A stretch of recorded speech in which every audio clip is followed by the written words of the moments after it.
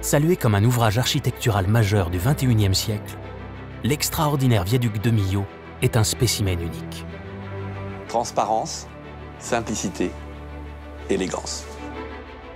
Cet ouvrage hors du commun cumule tous les records. Une hauteur de 343 mètres, supérieure à celle de la Tour Eiffel, avec la pile la plus haute du monde. C'est exceptionnel, ça. C'est pas tous les jours qu'on fait des viaducs comme ça. À cette hauteur, surtout, on est plus haut du monde. Un pont autoroutier de 2,5 km de longueur, soit le plus long jamais réalisé à ce jour. 36 000 tonnes d'acier et 206 000 tonnes de béton, soit 5 fois le poids du porte-avions Charles de Gaulle à pleine charge. Je l'ai souhaité, ce viaduc, après je l'ai voulu, je l'ai même exigé. Ça n'a pas été simple, mais c'est quelque chose qui a changé ma vie. Au cœur d'une nature sauvage protégée, le viaduc de Millau est un projet pharaonique et d'une ambition telle que l'on a peine à croire à la durée des travaux. Après 17 ans d'études, seulement 3 ans ont suffi pour le bâtir, d'octobre 2001 à décembre 2004. J'avais vraiment l'impression d'assister à un chantier hors norme, hors du commun. Comme un homme du Moyen-Âge qui voit la construction d'une cathédrale. C'était quelque chose d'assez exceptionnel. Le coût de ce chantier du siècle, qui a mobilisé en moyenne 500 compagnons pendant 3 ans, a été de 400 millions d'euros. Fruit d'une entente franco-britannique, cette œuvre magistrale a été dessinée par la star de l'architecture high-tech, l'anglais Lord Norman Foster. On lui doit, entre autres, The Gherkin à Londres, ou les terminaux de l'aéroport international de Pékin. Conçu par l'ingénieur français Michel Virlogeux, spécialiste mondial des ponts, le viaduc a été réalisé par le constructeur Eiffage. Un trait qui traverse la vallée et 7 piles toutes identiques et rien d'autre. C'est une combinaison unique. Le site, sa beauté sauvage, son immensité. Les ingénieurs ont dû redoubler d'invention et d'imagination pour faire face aux défis quotidiens que leur ont imposé la grandeur et la complexité de l'ouvrage. Celui qui n'a pas de doute, je ne pense pas que ce soit un bon ingénieur. De la première pierre au moment délicat de la pose du tablier et de la jonction tant attendue, les artisans de ce chantier à ciel ouvert ont dû franchir les limites de l'impossible. Nous allons vous raconter cette passionnante épopée humaine et architecturale, symbole d'esthétisme et de génie français dans le monde, qui représente la plus grande fierté de ces bâtisseurs du ciel. Il n'y avait presque pas d'autre issue que d'avoir un pont qui traverse majestueusement le paysage, de la façon la plus sobre, légère et élégante possible.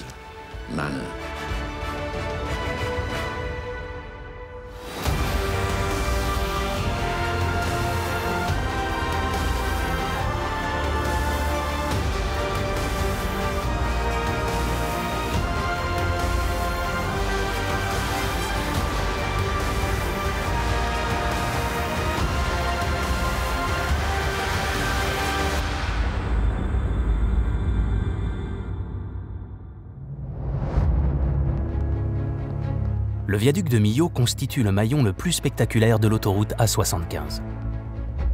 C'est un ouvrage routier que l'on traverse naturellement lorsqu'on circule sur l'autoroute entre Clermont-Ferrand et Béziers. À ce jour, plus de 40 millions de véhicules ont déjà emprunté les 2,5 km de ce qui constitue le plus haut et le plus long pont routier du monde. S'appuyant au nord sur le Causse Rouge et au sud sur le Causse du Larzac, il est aussi bien sûr tout près de Millau, ville d'art et d'histoire et porte d'entrée des gorges du Tarn. Mais pour comprendre pourquoi ce viaduc a vu le jour en plein cœur de l'Aveyron, dans une nature protégée, il faut se replonger au début des années 80. Les vacances, ça se mérite. Des kilomètres d'embouteillage pour aller chercher le soleil. Ici, dans la traversée de Millau, les automobilistes ne sont pas étonnés. Certains sont même déshabitués. Tous les ans, c'est les mêmes. Depuis 25 ans, ça n'a pas changé.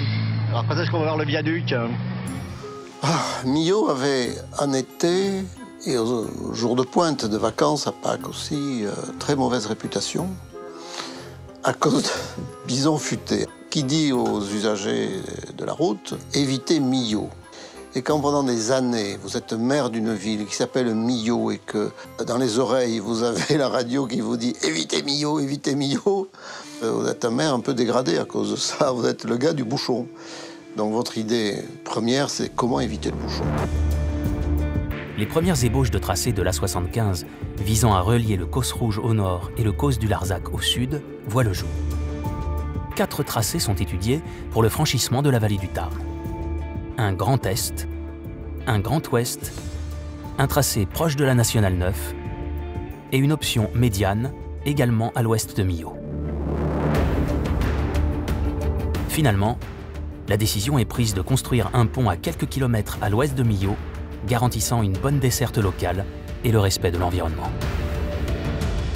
À l'issue d'un appel d'offres, la solution conçue par l'ingénieur en chef des ponts et chaussées Michel Virlogeux et dessinée par l'architecte Lord Norman Foster est retenue. Michel Virlogeux est considéré comme le grand spécialiste mondial des ponts. C'est lui le père du pont de Normandie et du dernier pont du Bosphore qui vient de voir le jour. Son entente avec Lord Foster a été déterminante dans la réussite du viaduc de Millau. Michel Virlogeux arrive. Il me parle du concours. Nous nous entendons à merveille. Nous sommes sur la même longueur d'onde. Et nous décidons de le faire. Tout part de là. Norman Foster est une star de l'architecture. Ses nombreux ouvrages d'art iconiques en ont fait sa renommée mondiale. L'univers de Foster, c'est tout d'abord son bureau d'études. Pour aboutir au projet du viaduc multi-aubané de Millau, plus de 400 personnes ont travaillé à temps plein durant 6 mois en respectant la philosophie de l'architecte. L'idée est d'aller de Causse à Causse, et non juste d'enjamber la rivière, de relier les 2 plateaux par une courbe très très douce, en dansant à travers le paysage, avec 7 piles de soutien, puis les pylônes au-dessus et leurs 11 haubans de part et d'autre, et le dialogue entre ces formes magnifiques. Le tablier, le paysage qui se fondent dans le ciel. Ce pont n'est donc pas un acte héroïque au-dessus de la rivière, mais une célébration de la traversée d'une rive à l'autre. Pour construire le viaduc de Millau, l'État a lancé un appel d'offres auquel ont répondu tous les géants du bâtiment.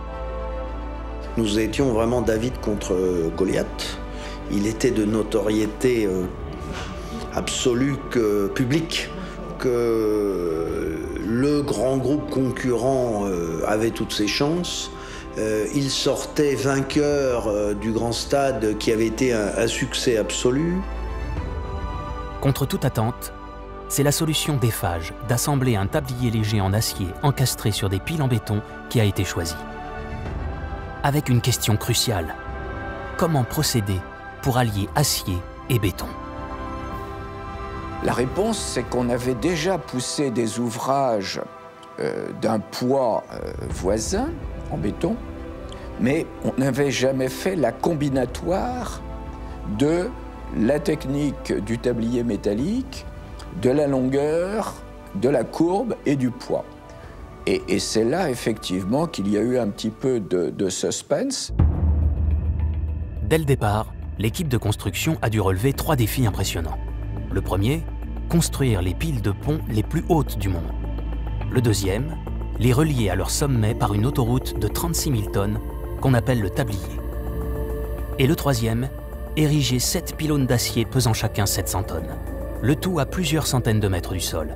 Si haut que du haut de la Tour Eiffel, il faudrait encore lever le nez pour contempler cet édifice étonnant. En octobre 2001, les travaux commencent pour construire un viaduc dont la durabilité doit être garantie pour 120 ans.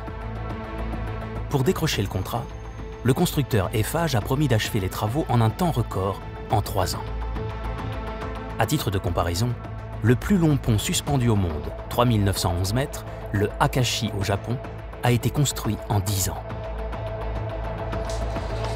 À la tête du chantier, un homme est chargé de superviser les travaux pour le constructeur, c'est Marc Legrand. L'ambiance du début de chantier, elle est toujours très particulière parce qu'il n'y a rien. Et donc, on prépare les choses, on a des des plateformes à réaliser pour ensuite faire les piles. L'une d'elles, le terrain est glissant, il ne se stabilise pas bien. Donc c'est un travail important sur les terrassements, sur les soutènements avec les bureaux d'études. Et voilà, c'est un peu d'inquiétude sur comment est-ce que les choses vont se dérouler. Le viaduc se compose de 7 piles numérotées à partir de la rive nord de la vallée. La numéro 1 posera problème en raison de la forte déclivité. La numéro 2 constituera le plus gros défi, car ce sera la plus haute. De l'autre côté du Tarn, la numéro 3 sera à peine moins élevée. Les 4, 5, 6 et 7 se dresseront, elles, sur la pente douce de la rive sud. Les géologues ont mis les ingénieurs en garde face au calcaire fissuré de la région. La roche que l'on trouve tout autour du chantier est remplie de cavités, constituant ainsi un risque majeur d'effondrement. Malgré cet avertissement, la construction se poursuit comme prévu avec le forage des puits qui vont servir au soutènement des piles, les appuis en béton qui vont soutenir l'ouvrage. En fait, chaque pile est fondée sur 5 puits, ce que j'appelle des puits, c'est d'énormes puits de 5 mètres de diamètre et dont la profondeur varie de 9 à 16 mètres. Et le gros avantage, c'est qu'ils sont creusés dit à la main. En réalité, c'est par des petits bulldozers cubotage qu'on descend avec une grue et qu'on remonte après. Mais si vous voulez, ça permet de voir le terrain.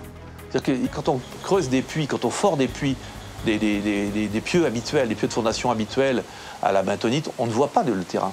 Là, dans le cas précis, le problème était réglé, on le voit. Et quand il y avait une poche de terrain moins bon, eh bien, on enlève le terrain moins bon et on met du béton à la place. C'est alors que, comme les géologues l'avaient annoncé, une tempête violente provoque un glissement de terrain. 4000 m3 de roches déferlent jusqu'au pied de la pile P1. La bonne nouvelle, c'est que les cailloux ne l'ont pas endommagé. Mais cet avertissement sans frais est on ne peut plus clair. On affecte aussitôt une partie du personnel et du matériel à la stabilisation de la pente pour éviter un nouvel incident du même genre.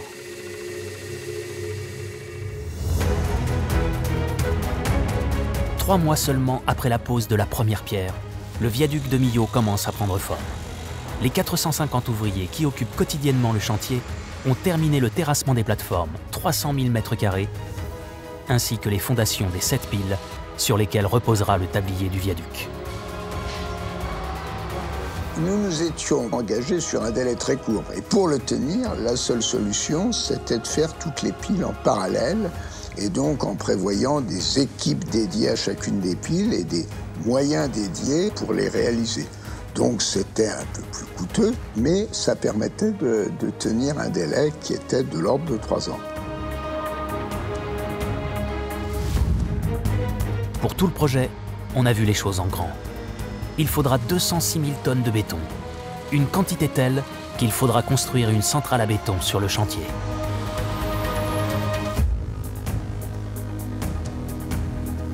Posées sur des semelles de 5 mètres d'épaisseur, les piles sont réalisées de façon tout à fait classique. Par levées successives de 4 mètres, elles s'élèvent vers le ciel à l'aide de coffrages autogrimpants. Pour obtenir la résistance voulue, les piles sont équipées d'armatures en acier. Au total, 16 000 tonnes d'armature seront hissées en position. Mises bout à bout, ces barres de métal mesureraient 4000 km de long.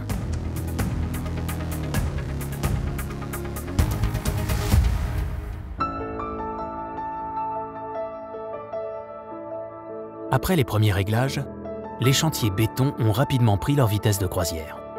Au rythme d'une levée de 4 mètres tous les 3 jours pour chaque pile, celles-ci seront achevées en moins de 2 ans avec un record du monde à la clé. 245 mètres pour la pile P2, qui deviendra la plus haute pile du monde. Une véritable satisfaction pour le constructeur. C'est une satisfaction. Au-delà de ça, ce qui est intéressant, c'est le défi technique de réaliser des piles de cette importance, de les calculer et puis ensuite de savoir les construire avec l'ensemble du matériel et notamment, bien sûr, les grues et le savoir-faire du grutier.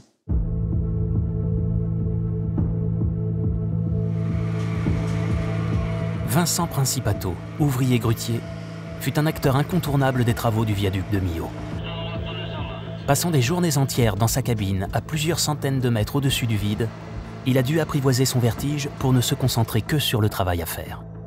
Là, la grue était à 254 mètres, en hauteur élément. Hein. Mais moi, j'étais placé sur un talus, disant que le Tarn était beaucoup plus bas. J'allais mettre le crochet en bas, on aurait 290 mètres. Donc ça fait quand même une belle hauteur. Hein. Je suis à peu près aussi haut que la Tour Eiffel. Hein. Avec des grues et des piles atteignant plusieurs centaines de mètres de hauteur, le travail des ouvriers s'avère donc particulièrement délicat. D'autant qu'avant de pouvoir accéder à leur poste de travail, ils doivent emprunter les mini-ascenseurs spécialement conçus pour chacun des chantiers. En songeant aux nombreux accidents qui ont pu avoir lieu par le passé dans ce genre d'aventure périlleuse, l'équipe décide de construire l'ensemble du tablier en acier sur la terre ferme. Les opérations ont commencé dans l'usine de Lauterbourg en Alsace, sous la houlette de Marc Buonomo, le directeur de la division ouvrage d'art. Quand on veut construire à très grande hauteur et quand on veut avoir de très grandes portées, il est préférable d'avoir un matériau le plus léger possible. Dans le cas du viaduc de Millau, le métal permettait de diviser par 3 le poids du tablier. Ce puzzle géant se compose de 2200 panneaux, dont certains pèsent jusqu'à 90 tonnes et mesurent jusqu'à 22 mètres de long. Leurs mensurations sont mesurées au laser au dixième de millimètre près. Les énormes caissons de section carrée serviront de colonne vertébrale au tablier et assureront sa rigidité, tandis que les panneaux latéraux triangulaires seront soudés de part et d'autre des caissons pour accueillir une autoroute à 4 voies. Une partie des pièces fabriquées à Lauterbourg est transportée jusqu'au site de Fos-sur-Mer, où sont assemblés les 152 caissons centraux qui forment l'épine dorsale du tablier. À Fos, comme à Lauterbourg, chaque élément subit un contrôle drastique avant de prendre la direction de Millau. Pour acheminer les tronçons et les grosses pièces métalliques, il ne faudra pas moins de 2000 convois exceptionnels. Et même si l'itinéraire a été établi avec soin pour éviter tout incident, certains passages s'avèrent très difficiles à franchir. Réalisateur des images officielles du chantier, Pierre Chabotti fut un témoin privilégié des différentes étapes des travaux. Quand on transporte un caisson, ça fait à peu près 80 tonnes. Donc c'est posé sur une remorque qui a je sais pas combien, 60 roues, enfin c'est un truc gigantesque. Alors quand ça circule sur une route normale, il y a simplement un tracteur. Et puis Millau, c'est quand même haut. Donc il faut aller rejoindre le plateau du Lerzac, il faut passer par la future autoroute A75, mais qui est déjà une route qui existe. Il va falloir grimper. Là, il faut 2 camions, il faut 2 tracteurs, et donc il y a un attelage un peu particulier qui entraîne tout ça vers le haut pour arriver jusqu'au Lerzac.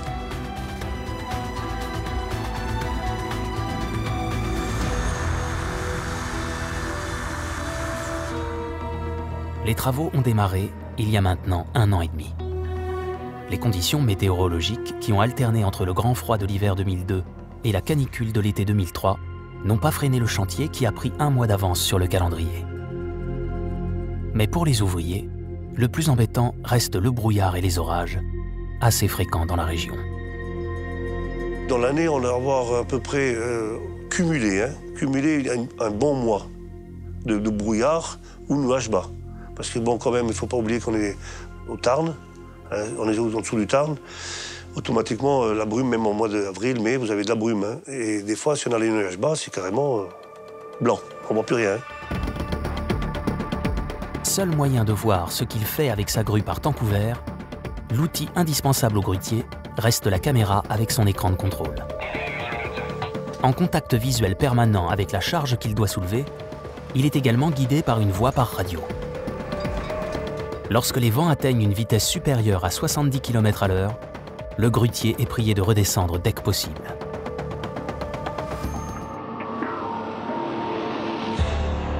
Mauvaise nouvelle, la centrale de béton du chantier vient de tomber en panne. Et pour corser le tout, de violents orages éclatent alors qu'au sommet de sa grue, à 220 mètres de hauteur, Vincent Principato vient de commencer un coulage. Cette étape ne peut absolument pas être arrêtée une fois commencée, sous peine de faire sécher tout le béton dans la bétonnière. On a terminé à 1h du matin et vers 10h, les tempêtes, des seaux d'eau. J'avais peur pour les gars, comme ils étaient trempés, les vents à 100 km. Oh, la fin du monde. Hein. Ça, je ne pourrais jamais l'oublier. Hein. Les orages avec des gros vents, vous voyez. Alors ça craque hein, là-haut. Hein. Un turbine de 3 tonnes, enfin 3 tonnes vides, 10 tonnes pleines. Hein. Alors, vous avez de la charge. Hein. L'inertie, c'est pas la même. Hein. Non, non, je m'en souviendrai de ce jour-là. Mais j'ai été trempé jusqu'au slip, hein, tous. Ça tombait dans l'Aveyron, c'est ça qui est bizarre, c'est qu'il fait beau, et 2 heures après, il pleut.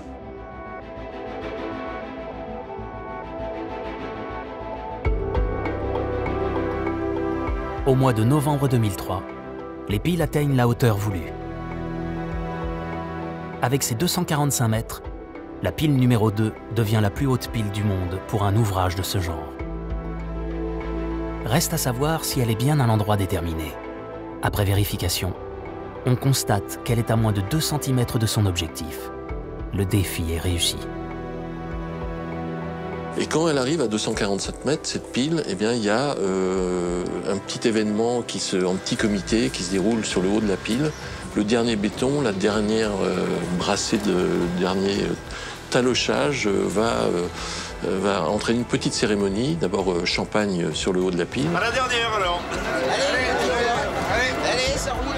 Et puis ils vont remettre dans un tube le nom des 500 personnes qui ont participé à la construction de ces piles. Ils vont le rentrer dans le béton et ça va être scellé à tout jamais dans le haut de la pile.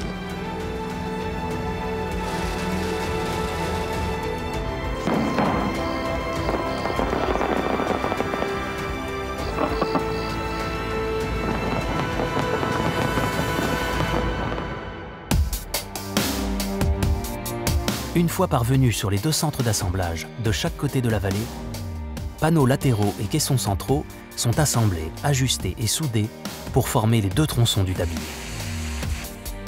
Le premier mesure 1,7 km du côté sud contre 700 mètres du côté nord pour une jonction entre les piles P2 et P3 prévue en mai 2004. Mais faire que ces 2 tronçons finissent par enjamber le Tarn s'annonce comme un défi à nul autre pareil. Les ouvriers seront les premiers à installer un tablier au sommet d'une pile plus haut qu'un immeuble de 80 étages. C'est ce qu'on appelle l'étape du lançage. Quand on pousse un viaduc, on prend appui sur sa culée et avec des vérins, on le pousse. Et par frottement, il avance, si vous voulez, sur ces piles. Et dans les cas classiques, par exemple des ponts ferroviaires, etc., les piles sont assez rigides pour ne pas se déformer. Dans le cadre du viaduc de Millau, avec des piles qui variaient entre 264 mètres et 150 mètres, les piles auraient été beaucoup trop souples. Donc les forces de frottement auraient fait que l'on entraînait les piles et donc on aurait renversé les piles, on les aurait plutôt fait fléchir, quitte à les rompre, en poussant le viaduc compte tenu du poids du viaduc.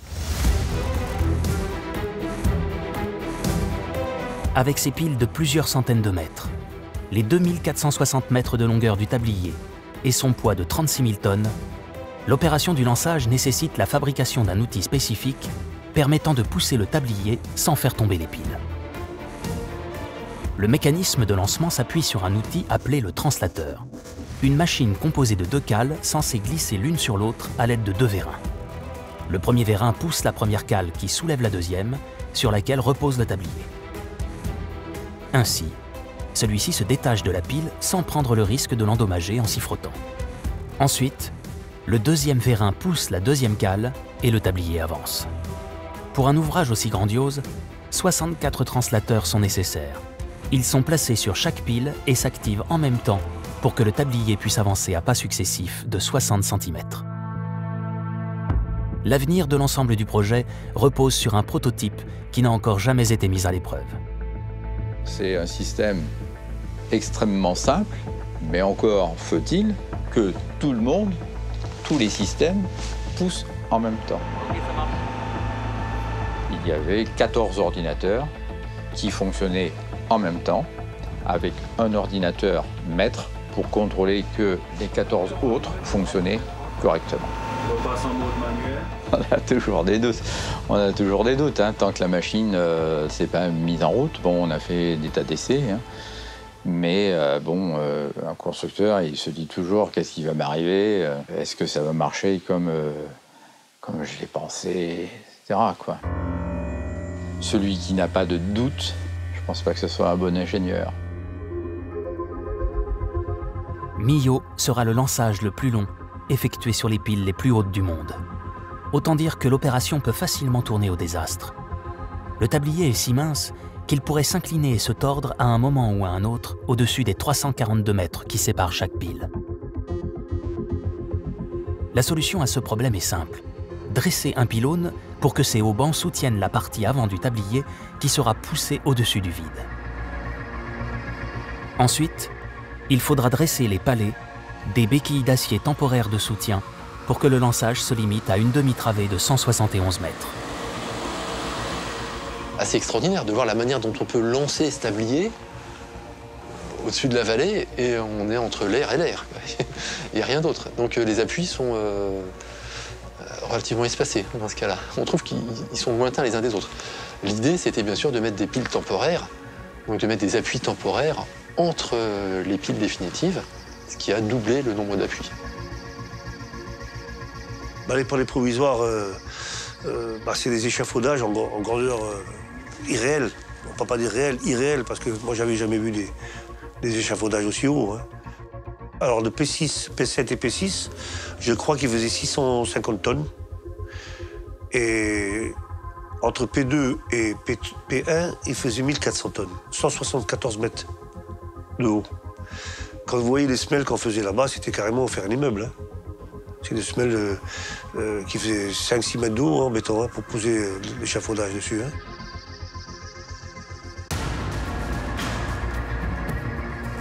Toutes les 4 minutes, le tablier progresse d'une soixantaine de centimètres. L'avancée des travaux est surveillée étroitement, mais la tension n'en retombe pas pour autant chez les observateurs qui regardent le tablier traverser le ciel. Finalement, le tablier atteint la sécurité que lui offre la première pile. 204 mètres de parcouru, plus que 2256. Les translateurs fonctionnent correctement et les ingénieurs se montrent optimistes. Mais au fur et à mesure qu'il va avancer, le tablier va être de plus en plus vulnérable au vent qui souffle parfois jusqu'à 130 km/h. Le vent est l'ennemi des grands ponts, hein, de façon générale. On parle souvent des séismes. Alors plus le pont est grand, moins les séismes les gênent. Tandis que plus le pont est grand, plus le vent les embête. Aux États-Unis, en 1940, dans l'État de Washington, un pont suspendu a été jeté au-dessus de Tacoma. Son ouverture le 1er juillet se fait en grande pompe, mais les réjouissances vont tourner court. Le pont a en effet un ennemi de taille, le vent. Les poutres censées assurer la rigidité de la construction bloquent le vent, ce qui entraîne une oscillation inquiétante du tablier. Le 7 novembre, par un vent pourtant inférieur à 70 km/h, l'oscillation se fait de plus en plus violente. Et à 11 h du matin, c'en est fini du pont. Le vent le précipite dans la rivière. Le pont de Tacoma est tombé en 1940. Il n'avait pas été étudié d'un point de vue aérodynamique. La science qu'on applique nous, qui s'appelle l'ingénierie du vent, n'existait pas avant 1940. Et on peut considérer que c'est l'accident du pont de Tacoma qui était à l'origine des premières recherches sur le sujet. En termes d'ingénierie des vents, les essais en soufflerie font partie de la procédure normale depuis ce fameux accident de Tacoma. Pour le viaduc de Millau, les ingénieurs spécialisés ont analysé le vent soufflant dans la vallée du Tarn pendant plus de 18 mois, puis recréé ces conditions en soufflerie. Le relief accidenté de la région provoque des turbulences importantes à la hauteur du tablier. Et donc on a un vent qui va être très turbulent, qui va être très chahuté. Et on va avoir des incidences de vent inhabituelles, donc on va avoir des vents qui vont monter et qui vont être variables selon l'emplacement où on se trouve sur le pont. On analyse donc tous les éléments du viaduc pour évaluer les risques. Les piles, les pylônes et surtout le tablier. Mais on ne se contente pas de l'aérodynamique de l'ouvrage une fois terminé. On s'efforce également de déterminer son comportement au moment où il sera le plus vulnérable, c'est-à-dire durant le lançage. Olivier Flamand et son équipe parviennent à une conclusion qui fait froid dans le dos. Les vents mesurés pourraient arracher le tablier avant qu'il soit fixé sur les piles et les palets et le précipiter dans la vallée. C'est alors que le cauchemar commence, le 22 août 2003. 6 mois après le début du lançage, un des translateurs tombe en panne, laissant le tablier à la merci du vent. Facteur aggravant, les météorologues annoncent des orages. C'est une très mauvaise nouvelle pour Marc Bonomo, l'ingénieur qui a mis au point cet appareil. On met tout en sécurité, etc. Et puis il y a ce translateur là qui est très abîmé avec 7000 tonnes dessus. Et on me dit, qu'est-ce qu'on va faire? Nous, on avait fourni nos résultats. Les résultats étaient indubitables. On n'a pu que leur confirmer que, effectivement, s'il y avait un vent très fort qui arrivait à un moment où ils étaient dans cette position délicate, avec le tablier suspendu entre ciel et terre, il y avait un risque très fort. C'est là qu'il faut avoir du savoir-faire dans l'entreprise, parce qu'en effet, au milieu du 4e lançage, nous tombons en panne, on ne progresse plus. Ça se voit d'ailleurs depuis la route, on voit que le tablier est en porte-à-faux. Et donc, il faut comprendre ce qui se passe, voir exactement la pièce qui est en panne, et puis il faut surtout trouver le moyen de la changer. En trouant l'acier au niveau de la partie inférieure des caisseaux centraux, les ingénieurs vont installer des treuils qui vont faire monter une nacelle depuis le sol jusqu'au niveau du translateur endommagé sous le tablier. Les ouvriers vont pouvoir changer la pièce au-dessus du vide en toute sécurité. Donc une fois que le diagnostic a été fait et que la solution a été imaginée, en une journée, c'était réglé, mais bien sûr, il fallait faire tout ça. Pour la première fois depuis le début du chantier, Lord Norman Foster vient rendre visite au viaduc qu'il a dessiné quelques années plus tôt. Accompagné du concepteur Michel Virlejeu et des équipes du constructeur, l'architecte anglais s'émerveille devant ce qu'il découvre. Pour moi, ce projet est chargé d'émotions. Il y a une valeur spirituelle attachée à une telle conquête de notre espace. Et je crois que la capacité de faire traverser 5 millions de véhicules par jour, une sorte de flot ininterrompu, avec des poids lourds comme posés, suspendus en l'air, c'est presque comme un envol. Comme voir un avion, contre toute attente, décoller et atterrir.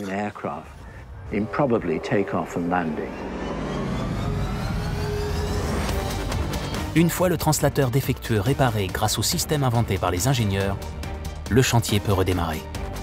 Le lançage reprend de plus belle et l'avancée des travaux ne laisse personne indifférent. Le viaduc est de plus en plus impressionnant. Sa taille interpelle les touristes qui traversent la région et son affluence explose. En août 2003, 150 000 visiteurs ont été comptabilisés. Il y a quand même eu 500 000 visiteurs sur ce chantier pendant 3 ans, ce qui est absolument invraisemblable, parce qu'en France, personne ne veut voir des chantiers, sauf peut-être pendant les portes ouvertes du bâtiment, où les gens tout d'un coup vont s'intéresser à un petit chantier ou à un plus gros chantier. Mais là, c'est 500 000 personnes qui viennent de partout de la France pour voir ça. Alors ça, c'est grâce à la télévision, bien sûr, parce que la télévision montre des images du plus haut chantier du monde. Donc ça attire les foules. J'avais vraiment l'impression d'assister à un chantier hors norme, hors du commun. Comme, je sais pas moi, un homme du Moyen-Âge qui voit la construction d'une église ou d'une cathédrale.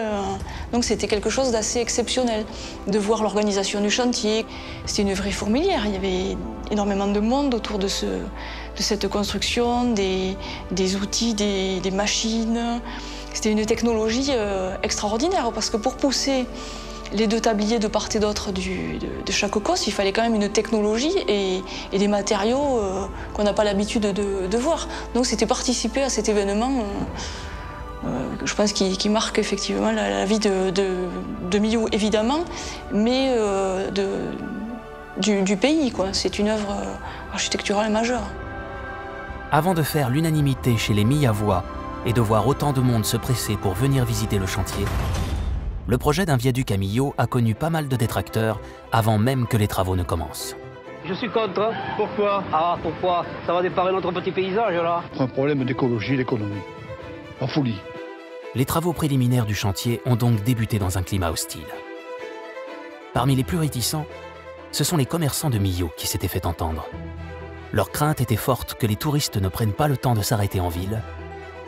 Et Jacques Godefroy se souvient qu'il a eu beaucoup de mal à les convaincre que c'était justement le contraire qui les attendait. Il disait, mais si tu fais, toi le maire, passer les véhicules au-dessus de Millau, ils n'alimenteront plus Millau en chalandise. Ils s'arrêteront plus, ils boiront plus un café, ils n'achèteront plus quoi que ce soit. Et moi, je m'époumonnais à leur dire, les visiteurs de Millau, qu'est-ce qu'ils voudront voir? Le viaduc d'en bas. Quand vous passez sur un pont, vous ne voyez pas les piles, vous ne voyez pas la vallée au-dessous. Putain, vous tracez. Alors qu'une œuvre d'art, car le viaduc c'est plus qu'un ouvrage d'art, c'est une œuvre d'art. On a envie de le voir d'en bas, donc on descend, on sort, on va dans la vallée, on vient dans la ville, on regarde le viaduc et on repart. Et c'est pour ça que j'ai obtenu de leur part, après de fortes critiques, au minimum un doute. Voilà. Et ils nous ont laissé, et je crois qu'ils ne regrettent pas. Pour la suite du lançage, l'équipe vérifie une nouvelle fois les bulletins météo. Le vent ne dépassant pas la limite de sécurité, le feu vert est donné pour l'ultime poussée. Au cours des 2 jours et des 2 nuits qui suivent, le tablier continue d'avancer à raison de 60 cm par opération pour arriver à sa position finale. L'acier est très flexible. Il plie sous son propre poids et se dilate sous l'effet de la chaleur. Personne ne sait si les 2 tronçons des tabliers s'épouseront parfaitement. Je vous rappelle que les 2 tabliers, en courbe et en côte, surveillés par un satellite en permanence. La tolérance, elle est de, je crois, 1 cm. Quelque chose qui pèse 7 fois le poids de la tour Eiffel. Hein. Et ça se rejoint, ça va se rejoindre, ça va se rejoindre. Et là, ma gorge se noue, je ne peux plus parler. Je ne peux plus parler, tellement je suis ému. C'est une naissance. J'assistais à un accouchement, une naissance, parce qu'on avait tellement donné pour que ça marche, pour que les gens soient contents, pour que ça s'inscrive dans le paysage. Pendant plusieurs années, on a donné le meilleur de ce qu'on pouvait donner pour que ça se fasse. Et tout d'un coup, sous nos yeux, ces 2 tabliers, là, se rejoignent. Les médias du monde entier sont présents pour assister à la jonction qu'on appelle le clavage dans le jargon des bâtisseurs. Le clavage, c'est fait en rapprochant les 2 morceaux. Et la géométrie est tellement parfaite que les 2 morceaux se sont emboîtés. Alors quand je dis se sont emboîtés, il ne faut pas exagérer, il y avait un petit gap entre les 2. De toute façon, il fallait ce petit gap pour la soudure. Mais c'était de l'ordre de 7-8 mm, donc c'était parfait. L'équipe est épuisée, mais ravie. Ils sont aussi un peu surpris. Personne ne s'attendait à cette nouvelle. Les 2 parties s'alignent de manière parfaite. C'est la fin d'un planning éreintant. 18 lançages, 1600 mètres d'avancée en hiver comme en été. Pour refermer ce dernier écart, les ouvriers relient tout d'abord les 2 tronçons à l'aide de câbles et de poulies afin qu'ils soient parfaitement alignés. Puis, à l'aide des translateurs, ils déplacent le tablier doucement vers l'avant. Le mouvement est trop infime pour être visible à l'œil nu. Mais les hommes ont installé un dispositif spécial qui leur signalera le moment où le pont sera en place. Ils ont accroché un magnum de champagne entre les 2 tronçons pour marquer le moment tant attendu. Un ouvre-bouteille à 400 millions d'euros, c'est donc ça s'est pas encore vu beaucoup. On sabre les bouteilles de champagne, mais là, avoir un viaduc pour ouvrir les bouteilles de champagne, c'est pas mal non plus.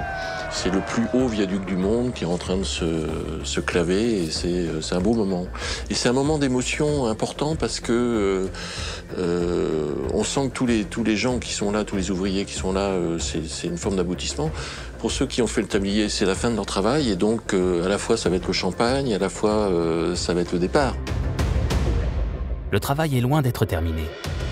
Les 2 tronçons du pont ont été assemblés, mais ils ne forment pas encore un tout. À l'intérieur du tablier, les soudeurs sont à l'œuvre. Il faudra 40 heures de dur labeur pour que les 2 parties s'épousent parfaitement et ne fassent plus qu'un tout. Après la jonction des tabliers, on aborde la dernière phase du projet. La date d'achèvement des travaux approche, mais l'équipe n'en a pas fini avec les problèmes. En effet, difficile de ne pas constater l'ondulation des panneaux d'acier assurant la souplesse du tablier.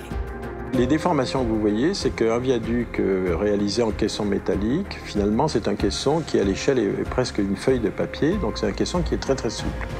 Et donc le caisson suit les déformations. Alors il y a une particularité à Millau, c'est que l'on a poussé donc le viaduc depuis le plateau et les piles étaient plus basses que le viaduc. Donc le viaduc suit une courbe en S qu'on voit très très bien quand on est effectivement dans l'alignement du viaduc.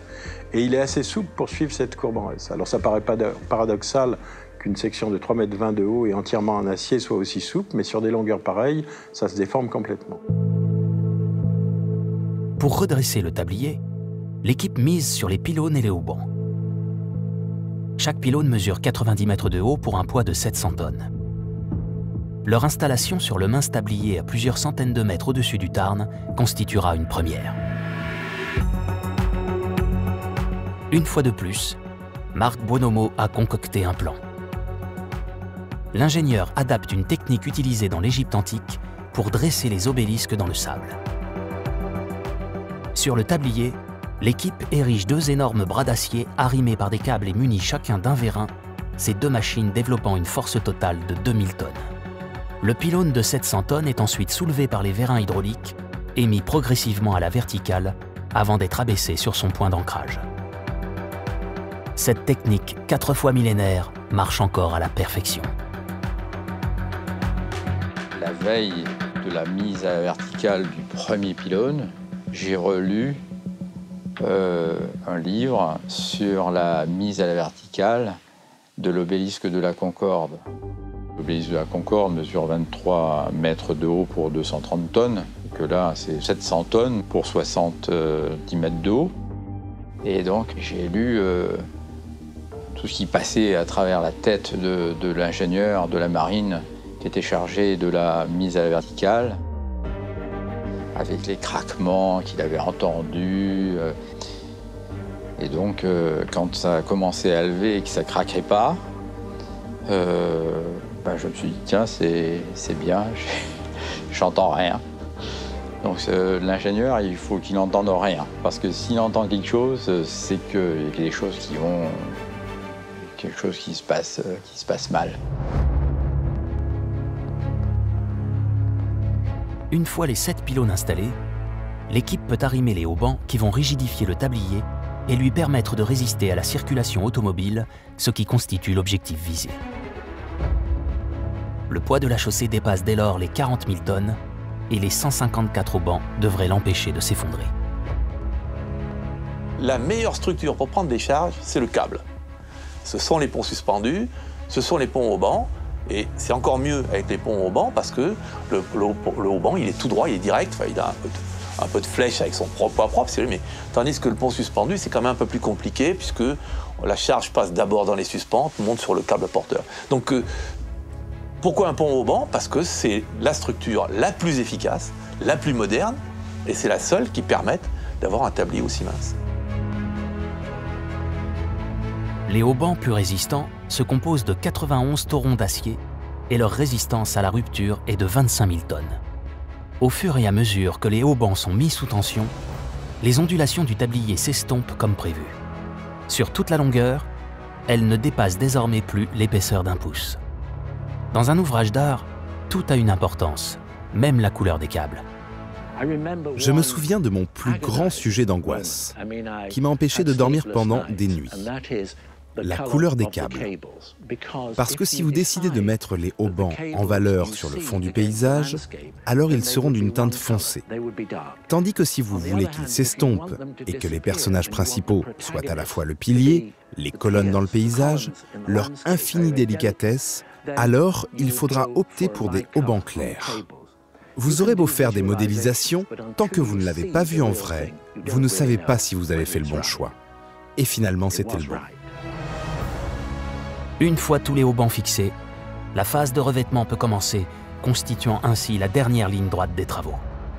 9000 tonnes de bitume seront nécessaires pour former la chaussée. Ce qu'on appelle l'enrobé est constitué d'un mélange particulier, fruit de plus de 2 années d'études, testé 15 fois avant d'être mis en œuvre pour épouser au mieux la déformation du tablier. L'enrobage dure 4 jours et s'achève le 24 septembre 2004. En 3 ans, l'équipe a construit le pont autoroutier le plus haut du monde. Elle va bientôt savoir si ses calculs étaient justes ou erronés. Sur le viaduc de Millau, il y a 8 travées qui correspondent aux 8 tronçons du tablier entre 2 piles. Le poids imposé à une travée va la courber. Les pylônes fléchissant, les travées adjacentes vont, elles, remonter, imprimant une ondulation dangereuse au viaduc. Pourquoi ce pont tient et ne fléchit pas, tout en étant flexible? C'est que le tablier, il est cloué sur la pile. C'est-à-dire qu'elle empêche le tablier de fléchir plus que si le tablier avait été simplement posé sur la pile. L'heure du test final a donc sonné. 28 camions, qui pèsent à eux tous plus de 900 tonnes, stationnent à l'endroit critique au milieu de la 7e travée. Les ingénieurs retiennent leur souffle et prennent les mesures. La travée s'affaisse de seulement 26 cm. C'est un véritable triomphe, car le viaduc a été conçu pour résister à une ondulation plus de 2 fois supérieure à celle-ci. Le 14 décembre 2004, seulement 3 ans jour pour jour après la pose de la première pierre, les travailleurs poussent enfin un soupir de soulagement. C'est le grand jour de l'inauguration. Ce jour-là, tous les grands acteurs du projet ont fait le déplacement. Pour l'occasion, même le président de la République, Jacques Chirac, a tenu à être présent. Il arrivait de l'aéroport du Larzac, là, il est sorti de sa voiture et il a fait... Oh. Alors ça, je dois dire que c'était une grande satisfaction. Puis alors après, bon, vous connaissez Jacques Chirac, hein, et l'entreprise avait massé 300 ouvriers sur le tablier. Il a serré 300 paires de mains. Bonjour messieurs. Bonjour messieurs, attention de ne pas tomber. Bonjour messieurs. Automatiquement, quand on a une inauguration pareille, avec le président, les ministres, les grands patrons, c'est qu'une fierté, hein. On ne peut pas dire autrement, il ne faut pas se le cacher. Hein. C'était vraiment exceptionnel. On est fiers. Et puis arrive le moment de l'inauguration. La patrouille de France arrive en même temps. C'est très minuté, mais vraiment à la seconde, quoi.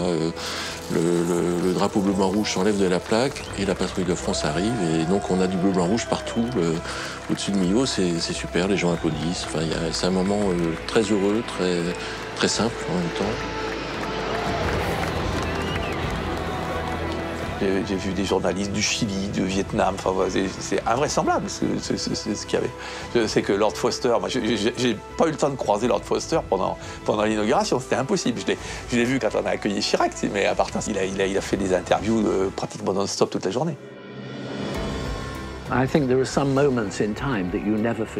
Je crois qu'il y a des instants qu'on n'oublie jamais. Ils deviennent symboliques. Que ce soit un arbre qu'on plante ou la dernière pierre d'une construction qu'on pose, ce sont des moments mémorables, inoubliables. Et tout le monde l'a ressenti. C'était dans l'air, c'était palpable. Bravo et merci. Merci à vous.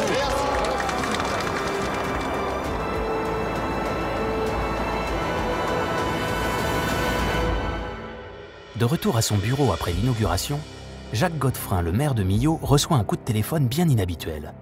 Au bout du fil, c'est le gouverneur de Californie, Arnold Schwarzenegger, en personne. La ville de San Francisco veut construire un 3e pont au-dessus de la baie pour doubler le fameux Golden Gate et désengorger une région qui suffoque sous les voitures. Face aux grandes réticences des mouvements écologiques américains, Schwarzenegger est très intéressé par la méthode employée par les autorités françaises pour avoir finalement remporté l'adhésion des paysans, des commerçants et des habitants à l'origine réfractaires au projet du viaduc. Avoir eu l'État de Californie, la gouvernance de l'État de Californie qui est à Los Angeles en ligne, juste après l'inauguration, c'était d'abord complètement inattendu, mais ça prouvait que Millau devenait centre du monde, capitale du monde. Voilà, et d'ailleurs, ça n'a pas changé. Millau reste la capitale du monde.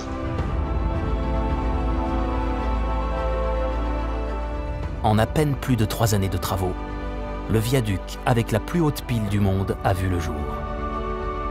Malgré les difficultés, le constructeur a réussi à respecter les délais initiaux et il devrait rester en place pendant au moins 120 ans.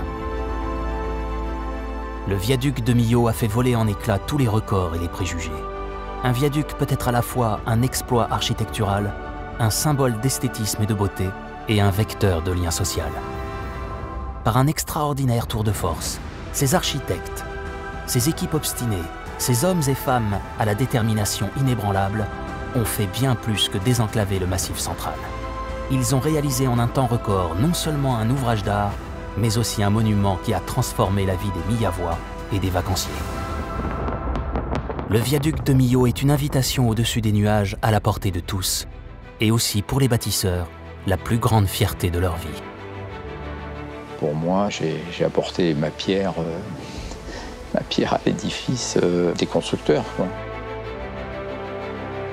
Quand je pense au viaduc de Millau, maintenant, je me dis que c'est une chance extraordinaire pour la ville, puisque c'est un ouvrage d'art qui a une véritable âme qui le rend bien vivant. C'est exceptionnel, ça. On en fait qu'un dans sa vie, ça. C'est pas tous les jours qu'on fait des viaducs comme ça. À cette hauteur, surtout, on est plus haut du monde. Donc c'est pas rien, hein. On a détrôné les Américains. L'important, ce n'est pas qu'il soit le plus haut ou le plus long du monde, mais c'est cette jubilation extraordinaire d'être arrivé à le réaliser.